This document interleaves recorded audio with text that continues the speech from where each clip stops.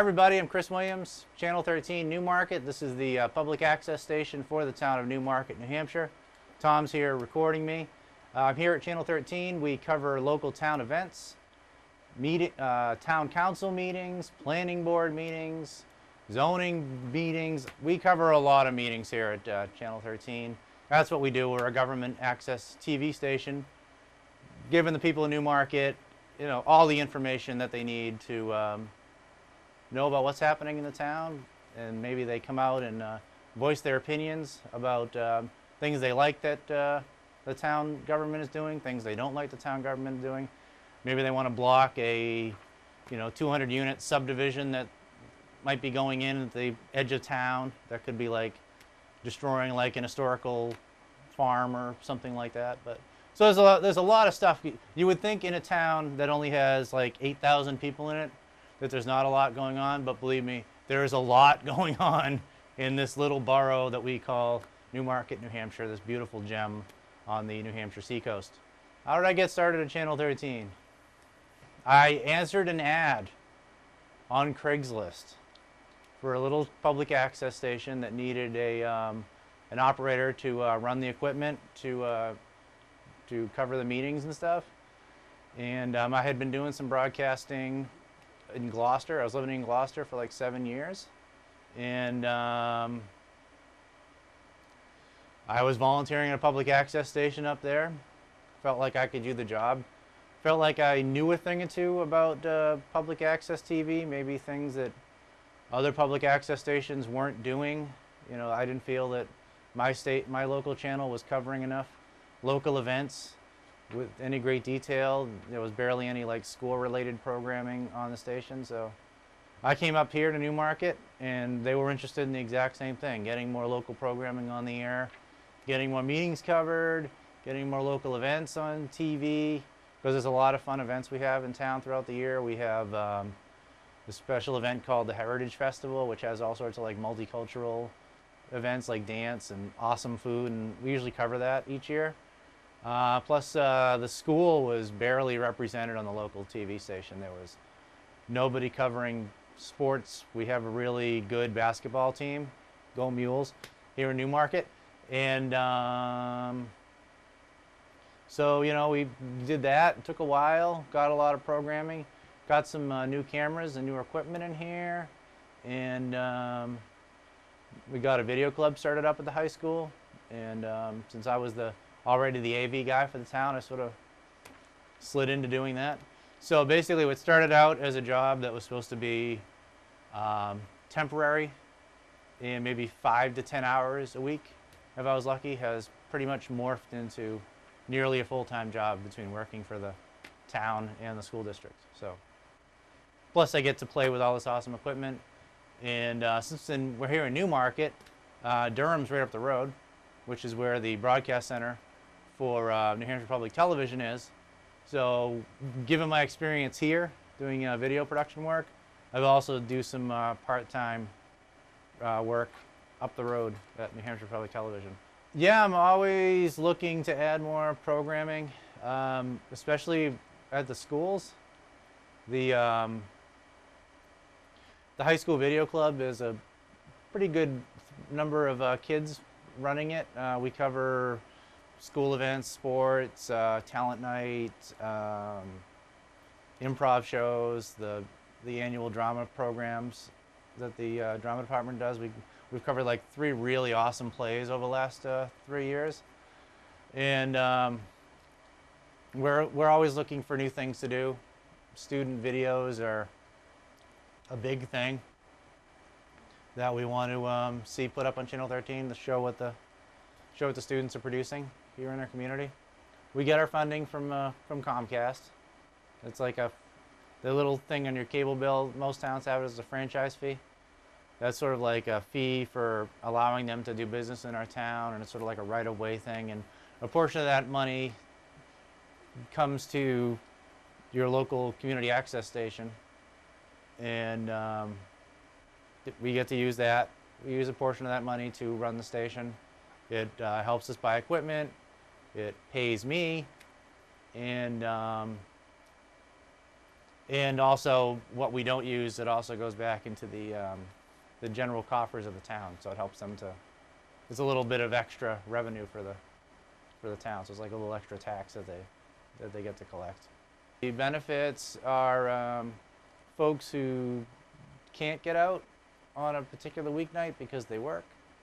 They can watch the meetings from home. They can watch the meetings when they rebroadcast at a later time or on another day, and they can watch the meetings anytime they want online, because we have a 24/7 on-demand website, and we do streaming. We do live streaming too, so you can actually watch the station on your mobile device, so long as it's not, you know, an iPhone, because iPhones don't have flash. You can watch Channel 13 on the go, which is great for people that don't have cable in the community. So is that a website they could log into? Yeah, they log into a website. There's a video on demand website that branches off from the town website, and we store like all the videos and various programming that we create throughout the year. You can go to the town website, newmarketnh.gov, and it takes you over to the Peg Central website. We're not really licensed.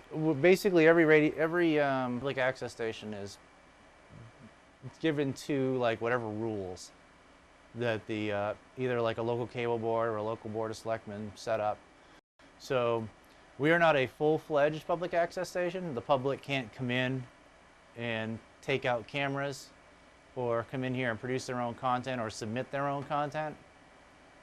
So we're pretty much, right now, we're bound to town government programming with meetings and any other special videos that we produce, like information about the water treatment plant, informational nights, little documentary videos that I make about demystifying how the town government works. And then on the school side of things, it's like school plays, special events, school board meetings, and educational programming, like, you know, if a student or a teacher wanted to make like a how-to video, we would show that. But under the guise of how-to, as long as it's non-commercial and it's showing you how to do something, under those stipulations, a member of the public, if they were like a hobbyist, we could probably show a video that someone produced under the guise of that, but no one generally submits videos to us. I've tried to go out in the past to PEG access exchanges. There are websites out there that allow you to download a cable access program that's created by different stations and producers from across the country. Most of it's free. Some of it we have to pay for, but I use that. I used to pepper some of that stuff in to make the station more dynamic. I used to have like a afternoon lineup of like how-to shows, which some of the folks really used to like. But the cost of showing some of that stuff got a little bit too pricey, so we stopped doing that. I'm going to take you over to the control station for Channel 13, and we're going to show you how we program Channel 13. And then we'll talk about some of the neat equipment that we have over here. So here we are in front of the nerve center of Channel 13. It's my desk. I cleaned it off just for you guys watching. So we're going to show you the software that we use to program Channel 13. And there's a television camera behind me. So we're going to drag this over to our secondary monitor so that camera picks it up. So basically what you're looking at here is a spreadsheet, and this thing is basically the software we use to program Channel 13. We have a number of programs, different meetings that are over here that I can choose to run. We have a somewhat generic schedule, so it's just not random, so you can pretty much know that on any given night at 7 o'clock, you can pretty much anticipate that you're going to see a particular board meeting. Usually it's like the meeting of a board that meets on that particular night, like the town council is live 2 Wednesdays a month. So we keep town council meetings running on Wednesdays, whether they're live or not, with just the replay of the previous week's meetings. So basically, it's pretty much like a spreadsheet. It's like a playlist, like you do with your MP3 player. We have this is the time field that shows what time something's going to play. This is the title of the files, what type of file it is. Everything's an MPEG video file, which video output it's going to. If we had two public access stations, which is something we're working on getting an educational access station just for the school, because we've got so much programming running on Channel 13 now that we need someplace to park all the anticipated school footage that we're going to get, all the school events that we want to cover. This field shows how long the show is, and then it's like the start time, the end time. And then over here is this is just some generic stuff. If we were using the Program Guide software that comes with this system, then I would put like whether or not I want the event to show in the Program Guide. And this is the what I name it, so that if you clicked on the Program Guide in the online interface of this software, you would see that, okay, at 2 a.m. we're playing the planning board on Wednesday. Channel 13 used to run from like 7 a.m. to like 11 p.m. It's all automated, and we'll show you the equipment that runs it. So it was like after 11 o'clock, there was nothing on. It was just a slideshow. So I was like, well, we could keep running meetings. There's no reason why we can't run 24 hours a day. So we started doing that. And then as soon as I started doing that, the public access station up in Durham also started running meetings at 2 a.m. and 5 a.m. So that's how the programming software works. That's how we program Channel 13. We drag in an element, we drop it in the timeline, we hit OK, and then now that particular element would play at that particular time. So we'll delete that because we're not going to save that. Now another thing we have is this is the control panel. This allows us to physically manually control Channel 13. If I wanted to override the programming, I could go into this MPEG Player 2, select any file, bring it up, press play, and then that video file would go out over MPEG 2. And if I wanted MPEG 2 to be on the air, this is like what's up here shows you like what's on the air of the Channel 13 feed. I would just click MPEG 2, and then now that deliberative session meeting would be playing off of the second MPEG player. Down here we have the MPEG recorder. This is how we record meetings. When we record a meeting, they call me. They say, okay, we're ready to go on. I say, all right, I come over here. I put in a file name, and I press record, and then it records whatever this MPEG recorder feed is on, which is the live feed. And then to go live, we just click on this little camera here, and then that now puts the cameras that we have hooked up upstairs in the chambers and down here, and it puts everything live on TV. So that's pretty much how Channel 13 works.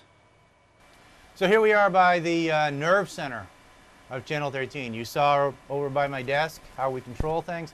This is how Channel 13 gets into your home, whether you like it or not. Over here is this is the nerve center of Channel 13. This is the Ultra Nexus. It's what I was talking to over at the desk. It controls the playback. It does all the recording. The slideshow is stored on this baby. It retrieves its video files from this guy here. This is a hard drive. So this is the hard drive. On the hard drive is stored all the video programming that we run on Channel 13. It feeds over here to the broadcast limiter, which is sort of a compressor. It compresses the signal so that sounds that are coming from the programs can't get too high and overmodulate. It also will bring up audio of quieter programming, so it's all like, you know, nice and hopefully the sound is balanced, so we don't bring in outside programming that was recorded too low and you can't hear it and you have to turn your TV way up, and then when the next show comes on it's really loud. So this helps to keep all that nice and regulated. And then that feeds into this guy up here, which is our broadcast modulator.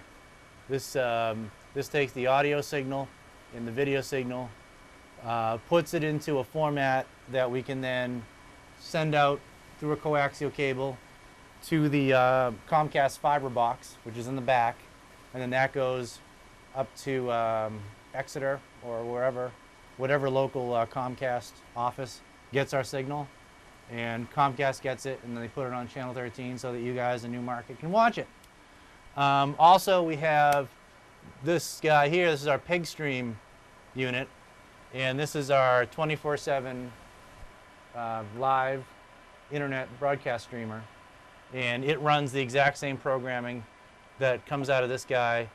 So the same programming that's going out live on channel 13, you can also watch it online all at the same time. All the meetings live online, and whatever programming happens to be running at that particular moment on channel 13, it comes on this. I've thought of using the online channel as maybe a separate video feed and running different programming on it, but it's probably a lot easier and less confusing for the viewers to realize that whatever's on channel 13 at any time at home, they can click on it and get the same content online. So that's how channel 13 broadcasts. Now we can take you down here to the other equipment we use to broadcast our meetings. So going from the broadcast chain of channel 13, this is what we come to when we do a live meeting. We get a phone call from upstairs telling us that they're ready, and we start controlling the things. For the sake of demonstration, we can't go upstairs to the chambers right at the moment, but we have two sets of robotic cameras, so you can possibly see on these preview monitors what is each one of the robotic cameras down here are seeing.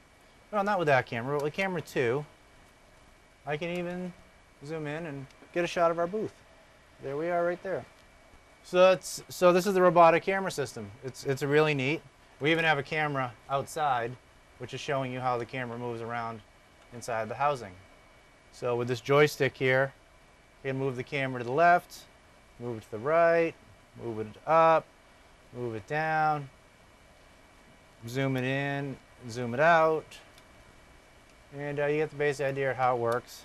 And I just select 1, 2, or 3, and that gives me control of what camera I want to use. Then we come over here to the video switcher, and this is how we switch between the cameras. We have the preview monitors up here. We can see what each camera has. So if I have this shot here, a wide shot here on camera 2, on camera 1, and someone in the audience asks a question, then I would go over here to the video switcher. Currently, camera 1 is up here on the program monitor playing. So on the subsource, we would hit camera 2, and then we just cross dissolve to it. And then now camera 2 is up on the screen showing us a live video.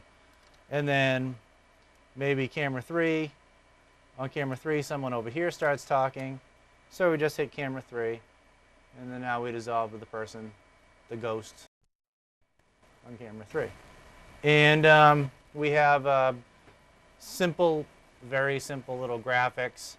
They're controlled through this graphic generator here, and we don't do a lot with graphics in the live events. It's just the name of the meeting, and there's a real-time clock and date running so that there's a timestamp, so if they ever need to go back to the video for legal purposes and refer to a particular section of the meeting, they can say, well, at such and such a time on this particular meeting, so-and-so said this, and then we can just go back to the meeting timestamp, and then we have it.